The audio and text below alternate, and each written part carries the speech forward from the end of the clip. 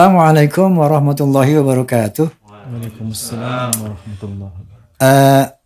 Sebagaimana biasa, saya menyapa Forza, Friends of Roma and Soneta, kemudian Fahmi Tamami, Forum Silaturahmi, Takmir Masjid dan Musola Indonesia, kemudian PAMDI, Persatuan Artis Musik Dangdut Indonesia, juga pejabat Persatuan Pengacara dan Jawara Bela Umat, juga PIN, Perisai Idaman Nasional, tentunya juga Klaners dan seluruh pemirsa rahimakumullah. Bahwa sampai saat ini Bisikan Roma masih membahas soal nasab. Tentunya hal itu berdasarkan penelusuran kami tentang isu-isu mengenai nasab ini. Kenapa saya ingin terus melaksanakan ini sampai nanti selesai tuntas? Karena ada satu firman Allah yang menyatakan, A'udzubillahi minasyaitonirrajim, bismillahirrahmanirrahim, wal 'asri innal insana lafi khusr illa alladziina aamanu wa 'amilus shalihat wa tawassaw bil haqqi wa tawassaw bis sabr. Demi masa seluruh manusia akan merugi kecuali orang-orang yang beriman dan beramal saleh dan yang saling berwasiat tentang kebenaran dan saling berwasiat tentang kesabaran. Kenapa demikian? Karena isu ini membawa kita kepada sebuah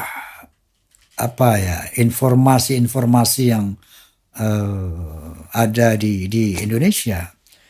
Isu yang sangat harus kita benahi, harus kita pastikan. Pertama, isu tentang bagaimana penyebaran Islam di Indonesia yang diklaim oleh teman-teman kita dari Ba'alwi bahwa itu mereka yang melakukan. Sementara Wali Songo mengklaim ini yang mengislamkan pertama adalah Wali Songo. Satu yang harus diklarifikasi mengenai kesejarahan tersebarnya Islam. Yang kedua, adanya makam-makam palsu yang mengklaim bahwa Wali Songo itu adalah para habaib. Nah ini juga memerlukan suatu klarifikasi. Yang ketiga, adanya klaim-klaim bahwa Indonesia ini dimerdekakan oleh kaum Ba'alawi. Ini tentunya satu isu-isu yang bukan sepele. Isu-isu yang besar secara agama dan nasional yang harus kita luruskan bersama.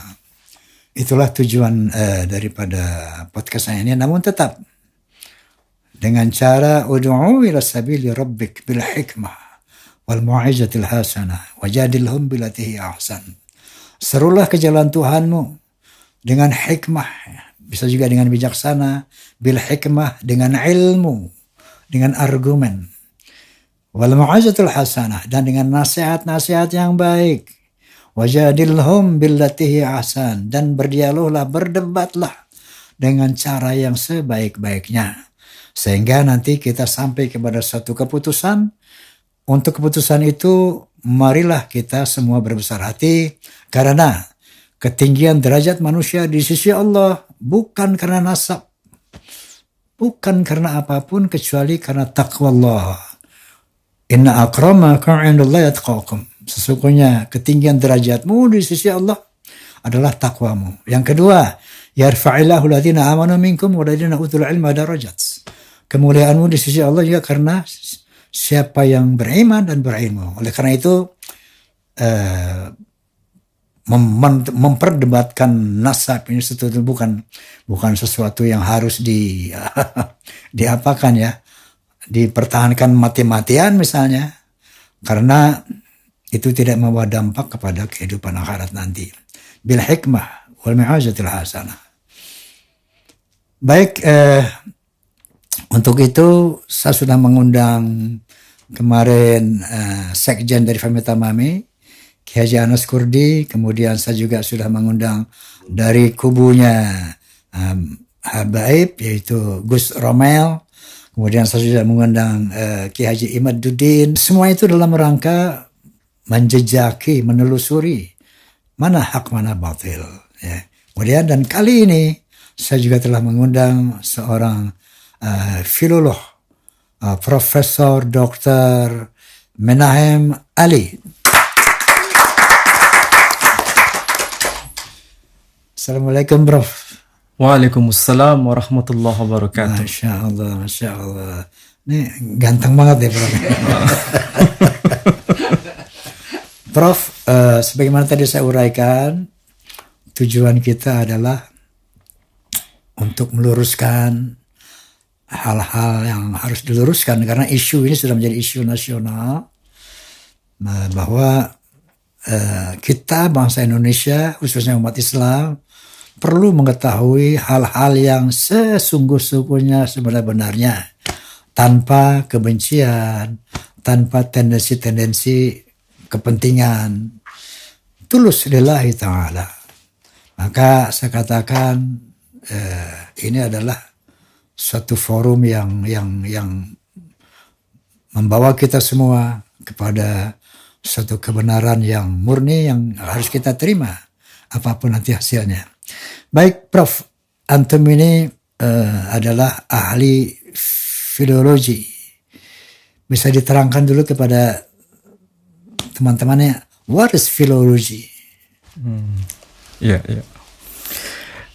Saya terima kasih telah diundang di forum yang mulia ini oleh Bang Haji Romai Rama, karena kehadiran saya di sini barangkali bisa memberikan warna dalam konteks keilmuan yang saya tekuni. Kebetulan riset-riset saya dan buku-buku yang saya tulis itu semua berkaitan dengan filologi. Filologi itu sebetulnya secara sederhana studi yang berkaitan dengan manuskrip. Okay. Kalau bicara manuskrip, itu tulisan tangan, dan tentu saja itu lahir dalam konteks zamannya. Dan saya kira kalau kita bicara filologi, dan ada kaitannya dengan studi manuskrip, itu sebagai artefak budaya, apapun itu, apakah berkaitan dengan persoalan agama, misalnya, apakah bisa filologi itu mengkaji Al-Quran? Mungkin orang yang berpikiran sempit akan berkata, tidak mungkin seorang filolog itu berkecimpung dengan studi Quran, ulumul Quran, teks-teks Quran, tafsir Quran. Mungkin secara sederhana bisa dibenarkan kalau kita mencoba memahami dalam konteks tafsir-tafsir para ulama. Tapi filologi tidak masuk dalam konteks itu. Mengkaji manuskrip yang tertua, yang sampai kepada kita sekarang, apakah teks Quran itu terkonfirmasi sebagai teks yang lahir pada masa Nabi Muhammad SAW masih hidup? Jawabannya bisa. Karena salah satu bukti manuskrip Quran yang lama, yang sampai kepada kita, itu abad ke-7 Masehi, yang sekarang tersimpan di Museum Birmingham. Itulah sebabnya manuskrip Quran dianggap sebagai Quranic Manuscript of Birmingham. Disitulah filologi punya peran. Kemudian contoh yang kedua, kalau misalnya, apakah bisa filologi itu membantu penelitian mengenai tulisan-tulisan ulama kita zaman VOC misalnya, diterbitkan di mana, kenapa diterbitkan di Mesir? Filologi bisa masuk melalui itu. Okay. Bagaimana tulisannya? Kemudian pakai bahasa apa? Pakai bahasa Jawa, huruf Arab yang disebut pegon. Pakai bahasa Jawa, huruf Arab, bahasa Sunda. Pakai bahasa Madura, huruf Arab yang disebut aksara pegu. Pakai bahasa Melayu yang huruf Arab yang disebut aksara Jawi. Itu semua filologi punya peran. Jadi kalau saya diminta untuk bicara dalam konteks filologi, ada kajiannya khusus seperti buku ini. Filologi and its histories. Bahkan tradisi kajian filologi itu dilakukan di masyarakat yang kita kenal dengan masyarakat Timur Tengah. Saya bawa buku ini misalnya. Ini judulnya adalah Dirasat fi ilmil makhtutat wal bahth bibliografi. Jadi ini bicara kajian soal manuskrip. Nah, bentuk manuskrip kayak begini, tulisan tangan. Jadi kita punya peran, bukan berarti filolog tidak boleh ikut campur bicara soal agama. Agama, teks agama hanya merupakan objek sebagai seorang filolog. Dan saya kira itu perlu untuk dipahami oleh masyarakat Indonesia. Dan sekarang ini UIN yang dikenal sebagai institusi keagamaan secara akademik sudah mulai belajar filologi. Bahkan baru mulai belajar filologi. Sekarang sudah mulai masif di UIN, Oke, udah masif, studi masif. filologi itu untuk mengkaji manuskrip-manuskrip karya ulama Nusantara. Oke, pemirsa, jadi inilah kepentingannya bahwa memang saya berusaha betul-betul mengundang ahli-ahli di bidangnya, ya, untuk tentunya kita bicara bukan hoax, bukan kemudian emosional, bukan kemudian ada kepentingan-kepentingan tertentu. No, na'udzubillah min dzalik. Justru maka kembali kali ini saya undang Profesor Menahem Ali sebagai ahli filologi untuk menjelaskan tentang manuskrip. Kira-kira seperti itu sehingga kita bisa mendapat gambaran yang ilmiah, yang jelas, yang konkret. Apa sebenarnya kaitannya dengan yang kita bahas selama ini mengenai keberadaan Ba'alawi dari Ubaidillah itu. Barangkali Prof bisa menjelaskan mengenai eksistensi katakanlah yang diutarakan oleh Kiai Haji Imaduddin Utsman mengenai sejarah yang telah beliau teliti, termasuk manuskrip yang beliau telah teliti gitu kan, sampai beliau bisa mengatakan dengan tegas sekali hakul yakin, dengan kalimat hakul yakin bahwa klan Ba'alawi itu tidak tersambung kepada Rasulullah sallallahu alaihi wasallam. Barangkali antum sebagai filolog bisa menguatkan tesis Ki Imad atau menyanggahnya barangkali. Apa yang dikatakan Bang Roma itu harus saya renungkan baik-baik. Karena saya harus diminta bicara dalam konteks filologi. Ya. Jadi kalau ini salah dalam bicara, nanti akan menimbulkan masalah. Ya. Saya harus berikan pengantar dulu. Okay. Apakah seorang filolog atau kajian filologi bisa punya kontribusi dalam pembahasan soal kekisruhan nasab ini? Okay. Jawaban saya bisa. Okay. Bukan dalam konteks ahli nasab.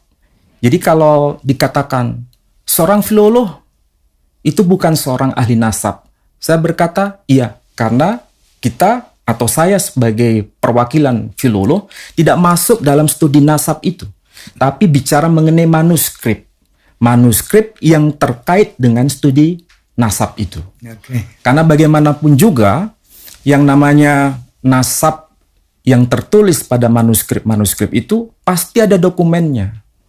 Dan kita bicara dalam konteks itu. Nah, sebelum bicara mengenai persoalan yang kisruh nasab Ba'alawi, saya ambil contoh sederhana. Bagaimana kita bisa beriman kepada tokoh yang bernama Muhammad sallallahu alaihi wasallam? Kalau dikatakan dia seorang nabi, tokoh historis, datanya apa? Kalau ada yang berkata harus percaya karena Quran berkata demikian, ya boleh-boleh saja, karena itu berdasarkan iman. Okay. Kalau diimani, silakan. Kita tidak bisa ikut campur dalam persoalan iman itu. Tapi kalau dikatakan apakah dia tokoh historis, itu harus ada dokumennya. Tentu saja dokumennya di luar Quran. Yang tentu saja ini dokumen eksternal yang bisa mendekati peristiwa pada masa itu. Saya ambil contoh, kalau memang beliau itu seorang tokoh historis, di luar dokumen Quran, dokumennya ada. Memang bukan berbahasa Arab, tapi justru bahasa Yunani. Yang saat itu adalah penguasa dari Imperium Romawi. Dokumennya disebut Doktrina Yakobi. Doktrina Yakobi. Ya, naskah atau manuskrip itu para ahli filolog sudah melakukan penelitian dengan karbon C14, radiokarbon. Itu penanggalannya 634 Masehi. Sementara Nabi kita Muhammad Sallallahu Alaihi Wasallam yang diklaim sebagai Nabi oleh umat Islam itu wafat tahun 632 Masehi. Berarti selisihnya hanya 2 tahun. Oke. Berarti ini memang bukan tokoh fiktif, ini tokoh historis. Orang yang mengaku dirinya sebagai nabi itu. Bahkan disebutkan dengan bahasa Yunani itu, Ho prophetes Saracenorum. Seorang nabi dari kalangan Saracen. Jadi tokoh ini memang ada. Bukan tokoh dongeng. Dari mana kita bisa melakukan penelitian itu? Manuskrip dasarnya. Dan itu bukan dokumen Islam, tapi dokumen pembanding. Eksternal. Jadi jawabannya di situ memang ada dokumen-dokumen itu. Pemirsa, Masya Allah, ini kita mulai jelas ya, meneliti mengenai nasab ini. Prof. telah mengatakan bahwa apakah Muhammad Sallallahu Alaihi Wasallam itu tokoh fiktif atau memang betul ada? Ini ternyata juga ada di manuskrip eksternal. Ini katakan tadi dalam bahasa Yunani. Ini sebagai pembuktian lebih konkret bahwa tentang eksistensi seseorang, kebenaran sejarah. Nah tentunya, Prof, kalau tadi tentang Rasulullah SAW, apakah dalam masalah nasab Ba'alawi ini juga ada manuskrip eksternalnya? Saya ini ditanya sebagai seorang filolog atau seorang ahli nasab? Seorang filolog. Oh, sebagai filolog. Kalau saya ditanya sebagai filolog, saya akan jawab dalam konteks filologi. Ya. Nah, apakah dokumen mengenai tokoh yang bernama Ubaidillah itu memang eksis pada dokumen awal sezaman dengan sang tokoh ini? Jawaban saya tidak ada. Tidak ada. Baik itu abad ke-4, ke-5, ke-6, ke-7, ke-8, zero. Dokumen itu tidak ada. Berdasarkan filologi. Berdasarkan manuskrip. Memang zong. Tidak ada. Eksternal. Oh ya, bagaimana? Itu baru eksis pada dokumen belakangan. Abad ke-9 Masehi. Abad ke-9 Hijri. Jadi selama sekian ratus tahun, lebih dari 500 tahun, dokumen itu tidak ada. Kalau abad ke-9 Hijri, berarti kan sangat jauh dengan sang tokoh yang pernah hidup di abad-abad sebelumnya. Dan itu pun manuskrip yang terdokumentasi pada kelompok internal, yakni Ba'alawi. Saya sebagai seorang filolog, ya sah-sah saja, karena itu adalah bagian dari tradisi mereka. Tapi itu hanya klaim sepihak dan tidak perlu untuk disuarakan di ruang publik. Kalau itu menjadi keyakinan, tidak ada masalah. Sebagaimana umat Islam mengatakan Nabi Muhammad itu sebagai tokoh historis. Kalau berdasarkan Quran, yaitu klaim sepihak. Tidak perlu disampaikan ke ruang publik. Tapi masalahnya, adakah dokumen eksternal itu mengenai Nabi kita Muhammad SAW? Ada. Kalau Ba'alawi, ada nggak Ubaidillah itu didokumentasikan di dokumen eksternal? Tidak ada. Hanya kelompok Ba'alawi saja. Nah, itu masalahnya. Nabi Muhammad SAW itu tokoh yang hidup pada abad ke-7 Masehi. Sementara Ba'alawi atau Ubaidillah sebagai induknya itu hidup di era yang sangat-sangat dekat dengan kita. Apa mungkin dokumennya tidak ada? Kalau memang tidak ada, ya memang tidak ada. Apa harus diada-adakan? Itu persoalannya. Jadi kita harus bicara jujur apa adanya berbasis pada dokumen. Kalau dokumen mengatakan tidak ada, ya sudah. Tidak perlu diada-adakan. Karena filolog itu, kalau dihadapkan dengan fakta manuskrip apapun dikatakan sebagai dokumen, kita bisa tahu ini dokumen yang ditulis pada masa lampau atau baru dibuat zaman sekarang. Karena saya sendiri pernah diajar namanya Profesor Sakamoto untuk membuktikan ini manuskrip asli atau palsu. Bisa dideteksi. Dan caranya dengan cara kita sebagai seorang filolog diajarkan itu. Jadi kalau dikatakan ini tulisan tangan ada menyebutkan nama sang tokoh, kita lihat medianya, manuskripnya, buku apa yang menyebutkan itu, dan datanya seperti apa. Kalau seandainya tidak teruji, maka ini baru muncul pada masa belakangan yang dibuat sebagai legitimasi. Jadi sangat mudah filolog untuk bicara mengenai manuskrip ini asli atau tidak asli. Jadi jangan sampai ada orang yang berkata dengan berdasar pada tulisan tangan, kemudian ini menjustifikasi ini dokumen yang ditulis pada masa lampau. Belum tentu. Hadapkan data itu kepada filolog. Pasti filolog akan bicara apa adanya dengan manuskrip ini. Tidak bisa dimanipulasi. Orang yang tidak paham dengan ilmunya bisa ditipu. Sederhana saja. Sekarang orang berkata, ini barang antik. Tapi orang bisa tahu ini repro atau bukan. Iya kan? Kalau repro bukan antik lagi. Memang sepertinya antik. Tapi sebetulnya bukan antik, KW. Kan sederhana. Ya. Saya kira Bang Roma mulai mengerti filologi sekarang. Paham. Jadi kalau dipaksa dengan menggunakan kajian filologi, memang tidak bisa kita temukan nama itu. Saya nggak mau paksa nih, Dok. Oh gitu ya? Prof ngomong yang benar nggak usah dipaksa. Oh gitu ya? Minum dulu semua. Allahumma sholli ala Muhammad. Baik, Prof, dilanjutkan, Prof. Jadi kalau kita studi filologi, basicnya itu memang harus manuskrip. Kalau filologi. Sedangkan kajian arkeologi itu basisnya bukan manuskrip, tapi inskripsi yang ada pada nisan, batu nisan, atau batu-batu apapun yang ditemukan di situ ada tulisannya. Itu pekerjaan dari seorang arkeolog. Medianya saja yang berbeda, tetapi substansinya sama karena bicara mengenai teks. Teks yang tertulis pada dokumen itu. Dan itu saya kira saling melengkapi. Artinya filologi itu bagian dari studi historis. Dan kalau bicara nasab itu kan ini tokoh historis atau bukan. Ini cukup bisa membantu.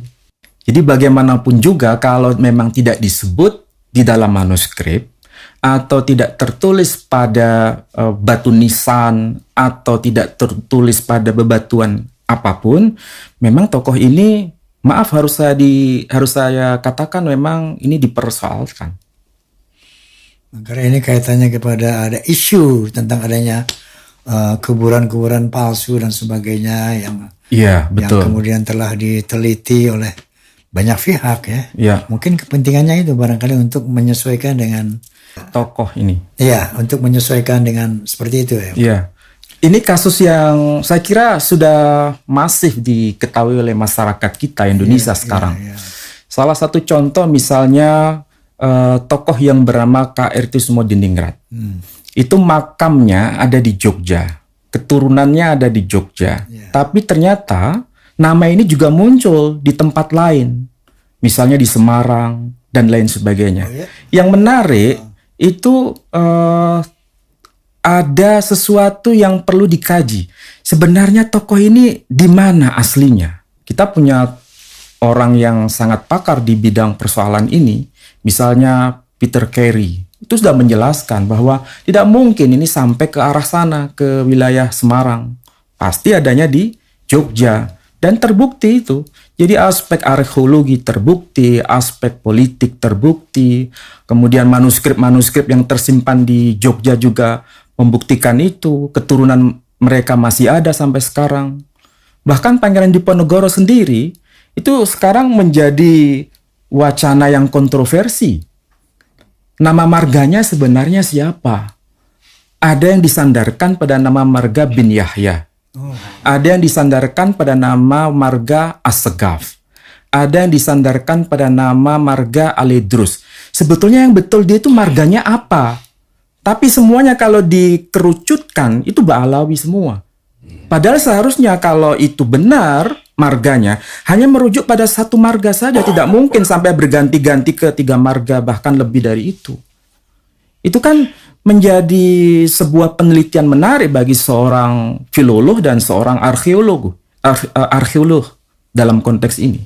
Sementara Pangeran Diponegoro itu bukan Ba'alawi, ada form seperti itu kan. Terkonfirmasi bahwa beliau bukan seorang Ba'alawi.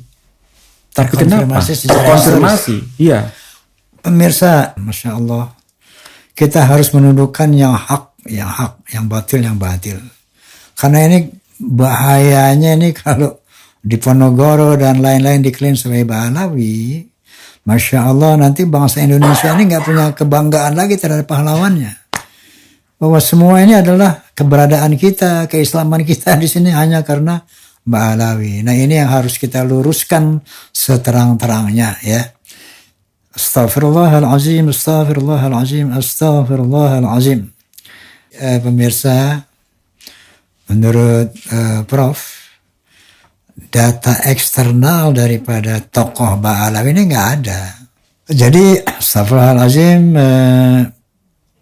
kita telah mendapatkan lagi kabar secara ilmiah selain daripada Kiai Imaduddin, sekarang dari seorang filolog yang menyatakan memang tokoh Ubaidillah ini tidak ada.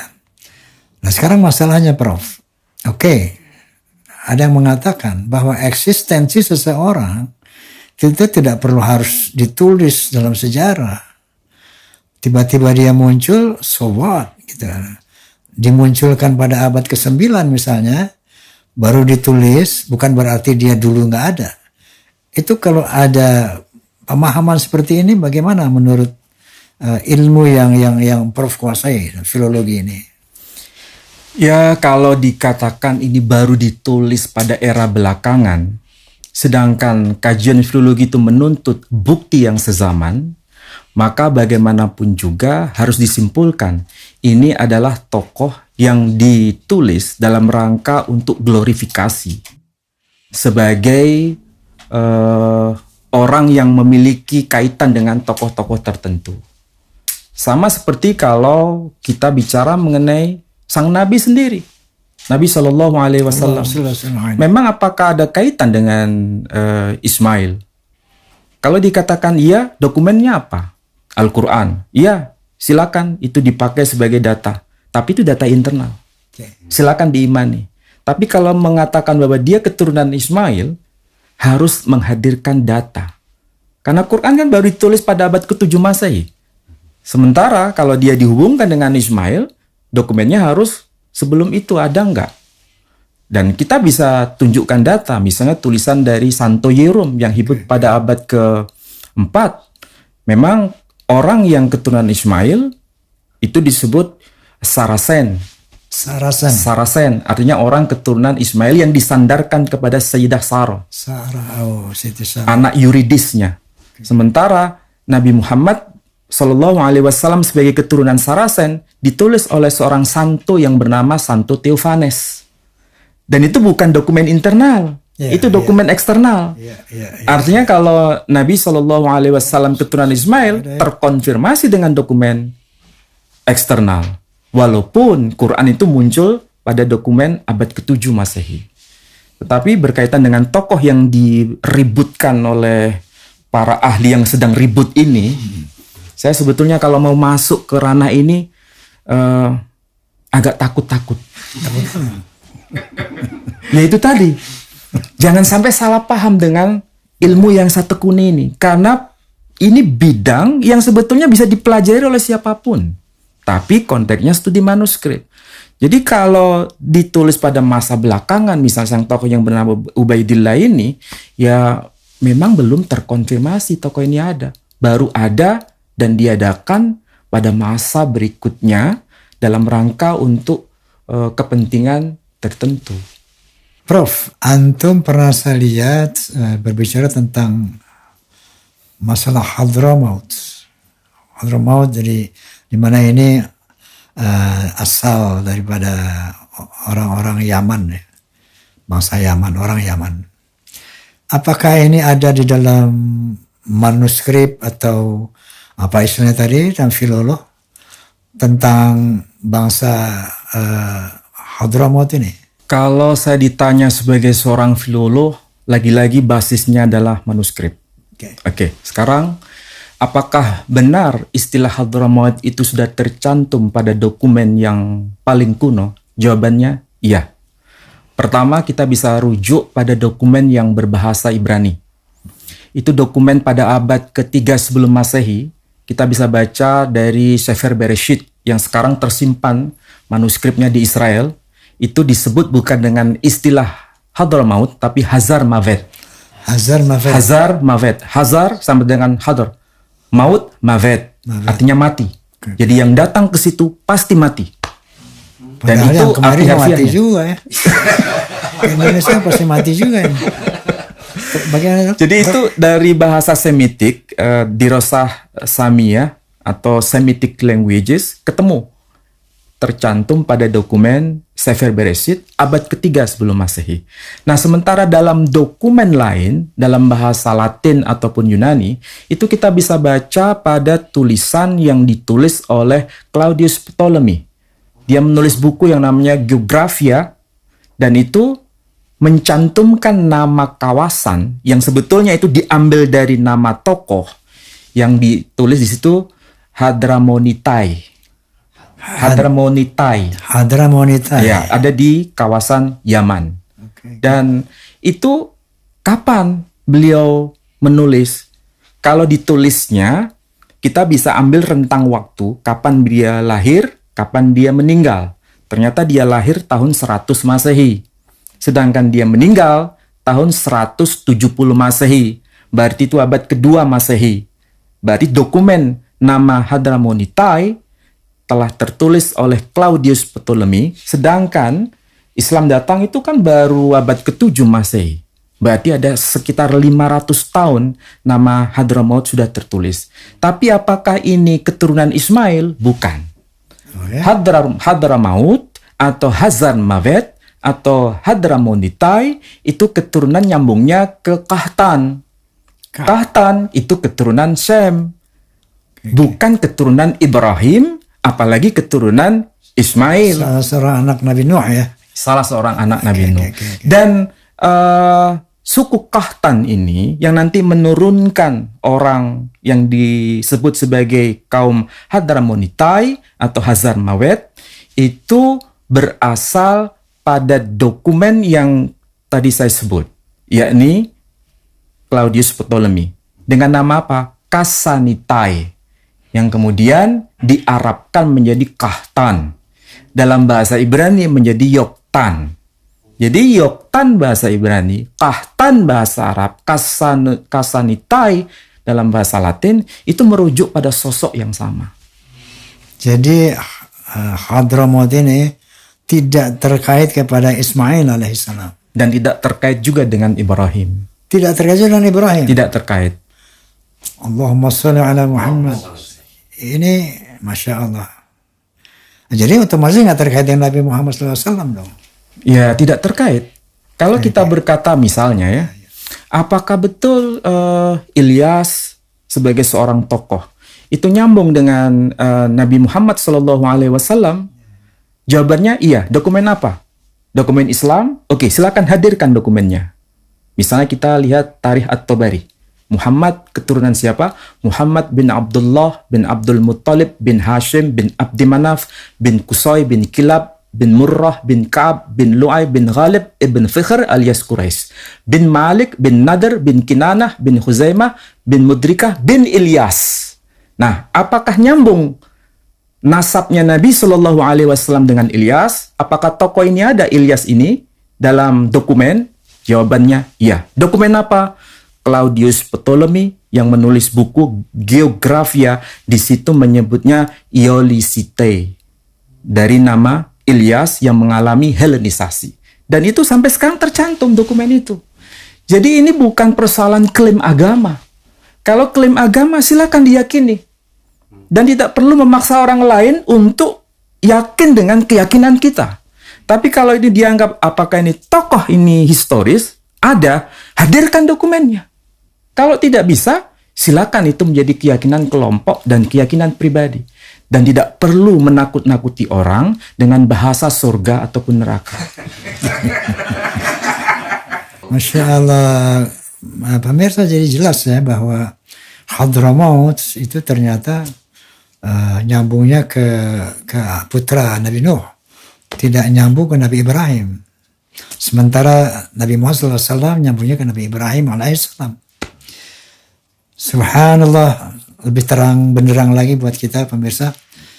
Dan tadi sudah dijelaskan bahwa tokoh Ubaidillah ini fiktif karena tidak tercatat pada sejaman beliau.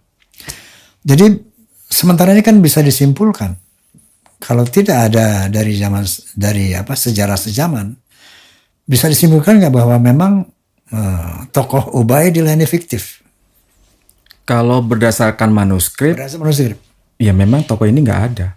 Tidak ada dan tidak bisa disambungkan kepada Nabi Shallallahu Alaihi Wasallam.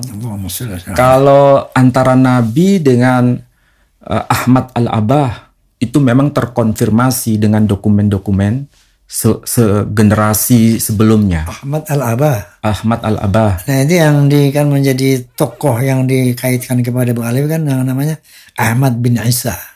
Nama tokohnya Ubaidillah bin Ahmad bin Isa. Ubaidillah bin Ahmad bin Isa. Tapi saya maksud apa Ahmad bin Abah, Ahmad bin Isa itu sosoknya satu.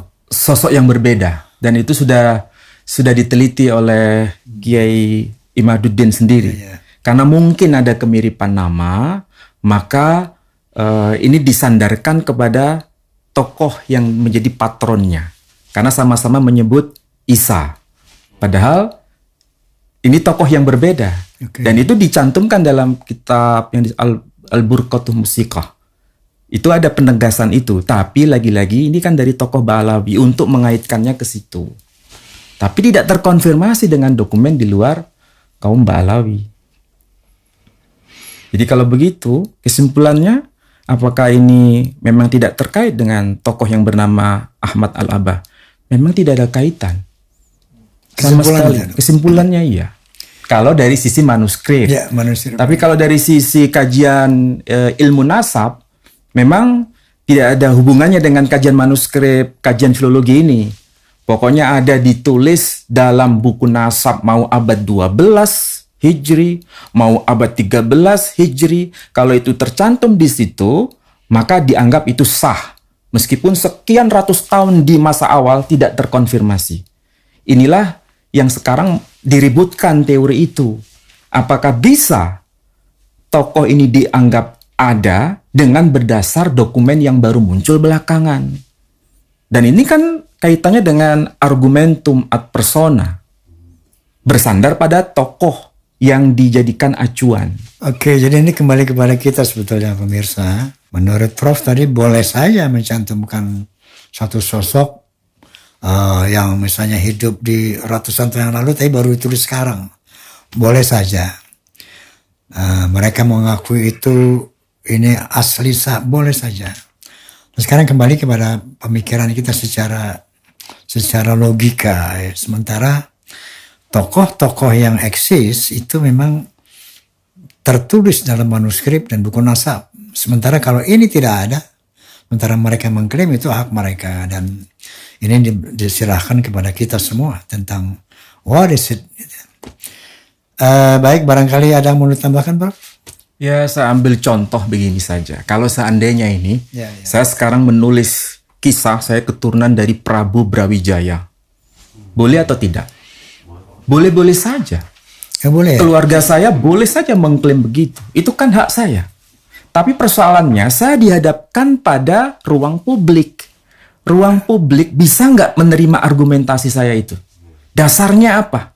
Kalau tidak ada dokumen di luar dokumen yang saya tulis, meskipun sekarang ini tahun berapa? 2024. Kira-kira masuk akal tidak? Dari kacamata filolog, dari kacamata studi filologi. Kira-kira bisa tidak dibenarkan? Pasti akan dipersoalkan dan digugat secara akademik. Dan itu wajar. Justru saya punya kesimpulan begini. Apa yang menjadi dasar dari kajian Kiai Haji Imaduddin, kalau dianggap itu sebagai tesis, seharusnya ada antitesa. Dan antitesa itu mari kita perdebatkan dari sisi akademik. Dan itu akan mencerdaskan kita semua. Kalau dari kedua belah pihak saling bersuara di ruang publik dari sisi kajian akademik. Masalahnya, dari salah satu pihak itu tidak bicara apapun. Dalam itu persoalannya. Yang kompeten Rabi'atul Alawi ya? Iya, yang saya maksud itu. Beliau belum mengadakan antitesa terhadap Kiai Imad ya. Iya, betul. Dalam arti kalau kajian seperti Kiai Imad yang saya tahu ini baru Gus Rumel Abbas. Ya, Bu, ini Rabita belum ya? Belum sama sekali. Makanya saya juga pemirsa berniat untuk mengundang Habib Taufik As-Saqaf sebagai ketua dari Rabita Alawiyah untuk memberikan penjelasan sehingga berimbang, sehingga kita mendapat satu gambaran yang jernih dan benar. Insya Allah saya juga akan mengundang beliau, sehingga umat Islam dan rakyat Indonesia mendapat sesuatu kejelasan yang nyata. Ya. Insya Allah juga saya akan mengundang juga dokter ahli genetika, Dr. Hugang, untuk lebih lagi mengklirkan masalah ini sehingga bagi umat Islam dan bangsa Indonesia persoalan nasab ini menjadi clear, terang benderang. Oleh karena itu pesan saya setelah misalnya ini clear buat para misalnya Ba'alawi, misalnya ternyata bukan keturunan Nabi, so what? Karena kemuliaan kita di sisi Allah bukan dari nasab. Kemuliaan kita di sisi Allah hanya karena ketakwaan kita, ilmu kita, takwa kita. Masya Allah, itu berulang-ulang kali ya Allah nyatakan dalam Al-Quranul Karim. Ini yang harus kita laksanakan, wahai para sahabatku dari para habaib ya. Mari kita kembali betul-betul bertakwa kepada Allah Subhanahu wa taala dalam hal yang sebenar-benarnya. Wallahu a'lam bishawab. Qala ta'ala wa'tasimu bihablillahi jami'an wa la tafarraqu. Itu kunci. Setelah gonjang-ganjing ini tetap kita bersatu. Innamal mu'minuna ikhwatun faslihu baina akhawaykum. Sesungguhnya sesama orang beriman itu saudara. Maka islahkanlah orang-orang beriman itu. Ya, mudah-mudahan kami termasuk orang yang mengislahkan, bukan orang mengadu domba. Baik pemirsa, terima kasih atas perhatiannya. Prof, bisikan Roma, bincang asik bareng Roma. Kan asik bincang kita kan? Sangat asik sekali. Bincang asik bareng Roma disingkat bisikan Roma. Nah setelah bisikan ada bingkisan bro. Oh gitu. Nah, ini bingkisan Roma. Kain sarung. Nah, kan orang pakai kain sarung. Oh iya, ya betul. Ini pasti lebih bagus dari itu. Menurut saya. Kalau kenyataannya jelek ya. Pasti lebih baik ya. Oke, Terima kasih banyak. Terima kasih banyak. Baik pemirsa, terima kasih banyak atas perhatiannya. Mudah-mudahan kasus ini segera selesai dan ada hasil yang terang. Begitu ada hasil, yuk kita gabung lagi muhibin semuanya, habaib dan wali songo dan mendengar semua kita harus kepada yang hak, kemudian tetap bersaudara. Ukhuwah Islamiyah, ukhuwah wataniyah. Amin. Wallahul muwafiq ila aqwamit thoriq. Billahi taufiq wal hidayah. Assalamualaikum warahmatullahi wabarakatuh. Waalaikumsalam.